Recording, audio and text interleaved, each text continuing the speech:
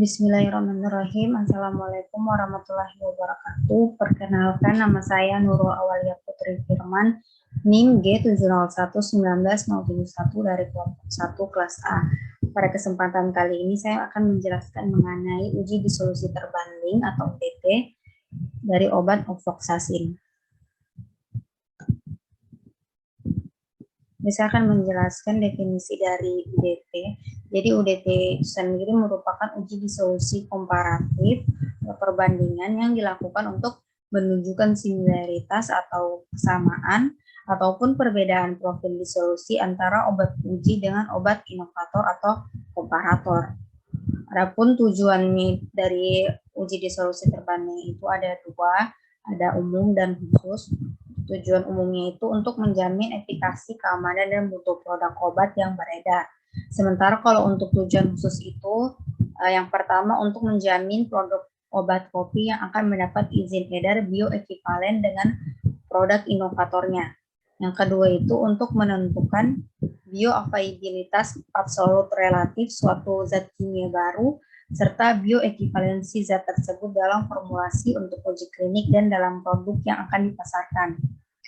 Adapun syarat untuk uji disolusi terbanding itu produk yang tidak memerlukan studi in vivo. Jadi untuk produk-produk obat yang tidak bisa digunakan uji in vivo bisa dilakukan dengan uji disolusi terbanding ini atau juga dikenal dengan uji in vitro.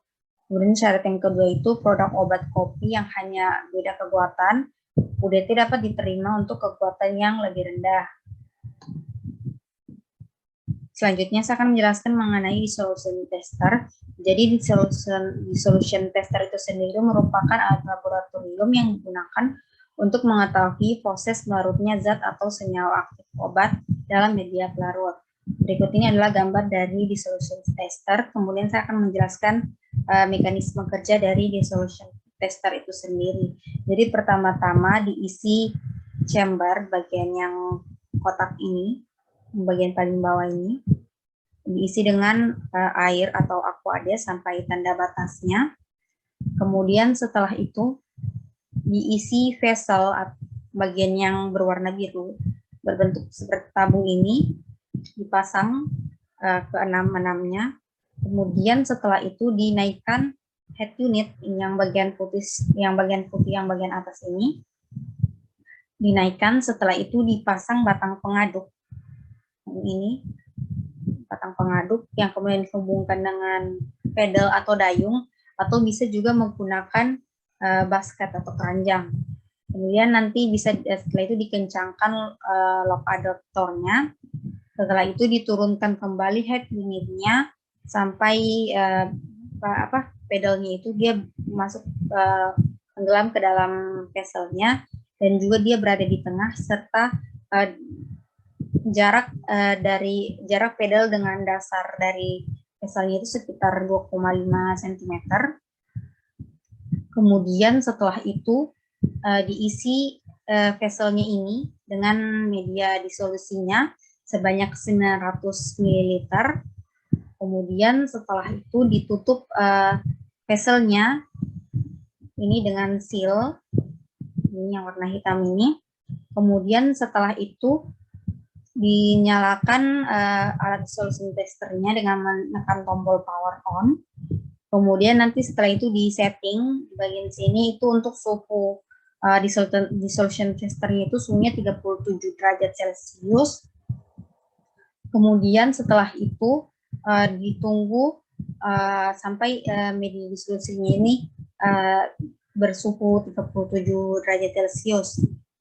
Kemudian apabila suhunya itu sudah 37 derajat Celcius, maka dimasukkan obat ujinya itu secara bersamaan. Jadi diletakkan di bagian silnya ini, kemudian nanti dia didorong masuk ke dalam vesselnya dalam waktu yang bersamaan. Kemudian nanti ditunggu sampai waktu yang telah ditentukan sekitar 45 menit. Nanti setelah sudah sampai pada waktu yang telah ditentukan, maka bisa diambil sampelnya itu yang ada di dalam yang sudah terdisolusi tadi, dengan menggunakan resident probe ini, yang bagian seperti selang ini. Nanti diambil, bisa digunakan sonde untuk mengambil sampelnya. Jadi seperti itu dia untuk cara penggunaan untuk dissolution testernya. Selanjutnya untuk monografi dari obat ofloxacin sendiri, volume untuk pH mediumnya itu 1,2, untuk volume mediumnya itu 900 ml, untuk volume sampelnya itu 5 ml, kemudian untuk panjang gelombang maksimumnya itu 294 nanometer. Untuk nilai Q, yaitu kadar yang terlarut pada menit ke-30 itu, toleransi dalam waktu 30 menit itu harus larut tidak kurang dari 80%. Jadi nilai Q-nya itu yang 80%. Selanjutnya berikut ini adalah syarat keberterimaan dari uji dissolusi. Jadi ada 3 tahap di sini, ada tahap S1, S2, dan S3. Jadi pertama-tama dilakukan dulu tahapan S1. Untuk jumlah tablet yang akan diuji itu ada 6 buah tablet obat. Kemudian untuk kriterianya itu tiap unit sediaan itu tidak boleh kurang dari Q plus 5%. Kemudian untuk tahap S2-nya itu jumlah yang obat yang diuji itu ada 6. Terus kriterianya itu rata-rata dari 12 unit, yaitu dari tahap S1 dan S2 itu adalah sama dengan atau lebih besar dari Q. Dan tidak satupun unit yang lebih kecil dari Q kurang 15%. Selanjutnya untuk tahap S3 itu jumlah yang diuji itu ada 12 tablet, rata-rata dari 24 unit, yaitu dari tahapan S1, S2, dan S3 itu adalah sama dengan atau lebih besar dari Q. Tidak lebih dari 2 unit sediaan yang lebih kecil dari Q kurang 15% dan tidak satupun unit yang lebih kecil dari Q kurang 25%.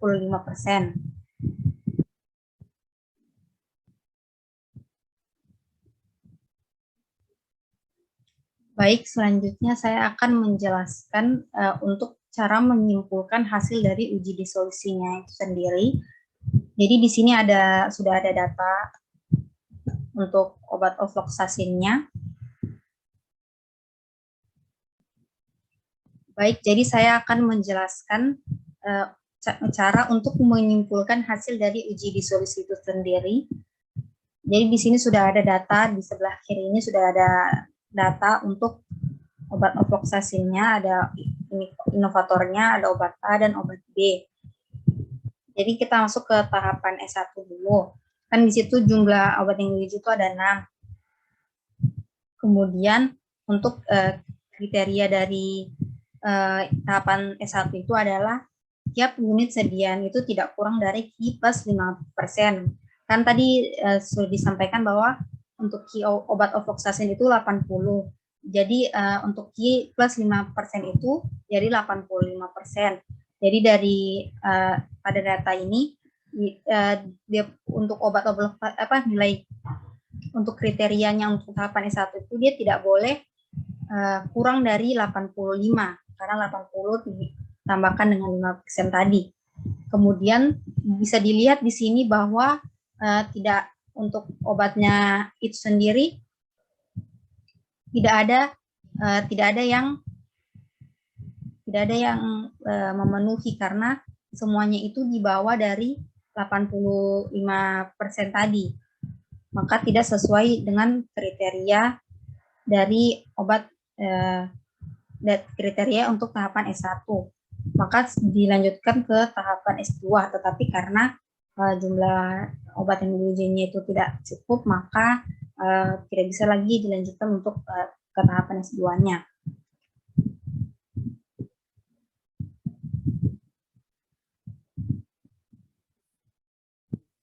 Baik, jadi maka dari itu saya akan mencoba memberikan contoh untuk cara menyimpulkan hasil uji dissolusinya. Jadi di sini yang pertama untuk tahap S1.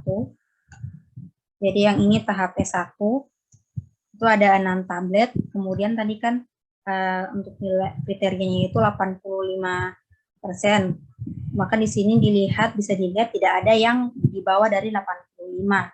Ada yang di bawah. Jadi yang berada di bawah itu ada 1.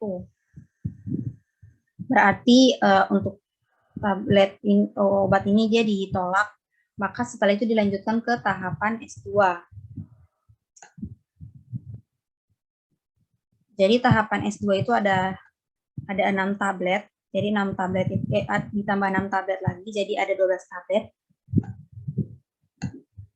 Jadi yang ini semua itu adalah tablet untuk tahapan S2. Kemudian untuk kriteria ini itu disampaikan bahwa rata-rata dari 12 unit S1 sampai S2 itu adalah sama dengan atau lebih besar dari Q. Dan tidak satu unit pun yang lebih kecil dari Q kurang 15%. Jadi kalau Q kurang 15% berarti 80 kurang 15 itu 65%. Di situ kan dibilang tidak satupun unit yang lebih kecil dari Q. Sementara di sini ada 60 yang berarti dia di bawah dari 65%. Maka untuk tahapan ini dia ada obat yang tertolak. Maka bisa dilanjutkan lagi ke tahapan S3.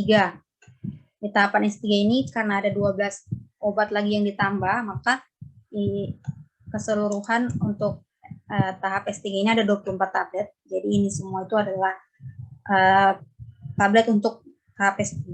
Kemudian untuk kriterianya disitu disampaikan bahwa rata-rata dari 24 unit, yaitu S1, S2, dan S3 adalah sama dengan atau lebih besar dari Q, tidak lebih dari 2 unit sediaan yang lebih kecil dari Q 15%. Bisa dilihat di sini kan ada 2 tablet itu yang dia di bawah 15%, tapi tidak apa-apa karena masih dibilang karena tidak lebih dari 2 unit. Kemudian dan tidak satu unit pun yang lebih kecil dari Q kurang 25%. Tidak Q kurang 25% itu berarti 55.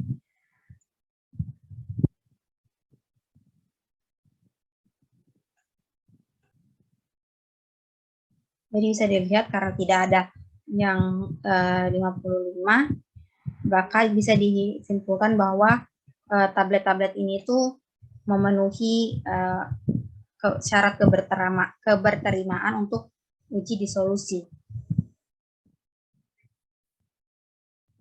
Baik, selanjutnya saya akan menjelaskan mengenai cara penggunaan untuk aplikasi PHEQ_bootstrap. Jadi di sini untuk bagian reference itu diisi dengan file dalam bentuk txt dari data untuk obat inovatornya. Sementara kalau untuk di bagian tes ini kita isi dengan file dalam bentuk txt untuk obat ujinya, baik itu obat A maupun obat B. Kemudian untuk bootstrapping parameter, untuk number of bootstrap ini dia diisi 5.000, yang berarti dilakukan pengambilan sampel acak untuk mendapatkan 5.000 profil disolusi baru. Dan untuk interval kepercayaannya itu 90%, yang berarti ada kepercayaan 90% bahwa nilai F2 yang sesungguhnya berada dalam rentang nilai F2 yang diperoleh dari perangkat lunak. Kemudian untuk bagian sampling mode itu dipilih bagian wall factor, berarti profil keseluruhan itu dianggap satu sampel, yaitu profil disolusi yang merupakan hasil penggandaan sederhana dari profil disolusinya pada data asli, yang ini seperti ini. Kemudian juga nanti bisa ditambahkan dengan adanya grafik, adanya vektor atau grafik.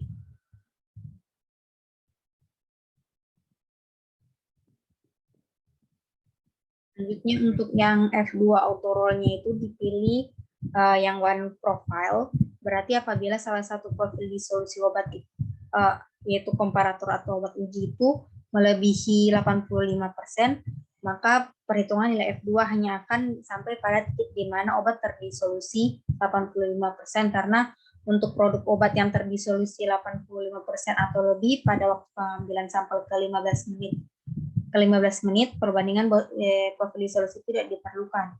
Dan sebab inilah nilai F2 itu sensitif terhadap presentasi disolusi. Kemudian nanti setelah itu bisa diklik bagian start.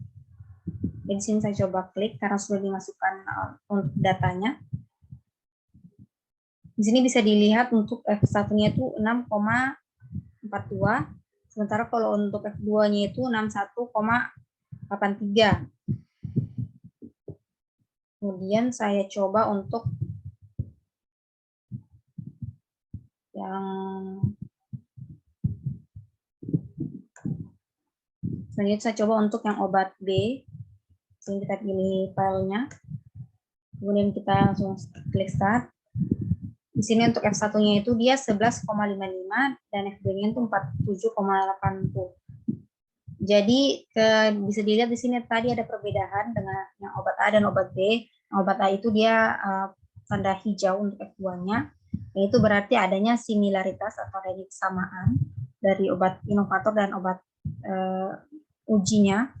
Sementara kalau untuk yang obat B ini dia tanda terlihat warna merah untuk keduanya, itu berarti tidak adanya similaritas, tidak ada kesamaan dari obat inovator dan obat B-nya. Karena juga bisa dilihat di sini bahwa F1 itu dia apabila dia akan semakin baik apabila kurang dari 10, dan untuk F2-nya itu akan semakin baik bila lebih dari 50.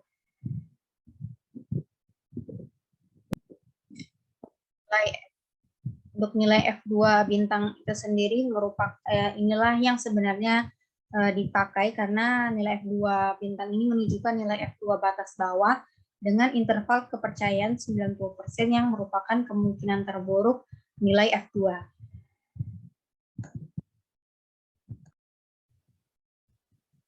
Baik, itu dia penjelasan dari saya mengenai uji disolusi terbanding untuk obat ofloxacin. Kurang lebihnya mohon dimaafkan. Terima kasih atas perhatiannya. Wassalamualaikum warahmatullahi wabarakatuh.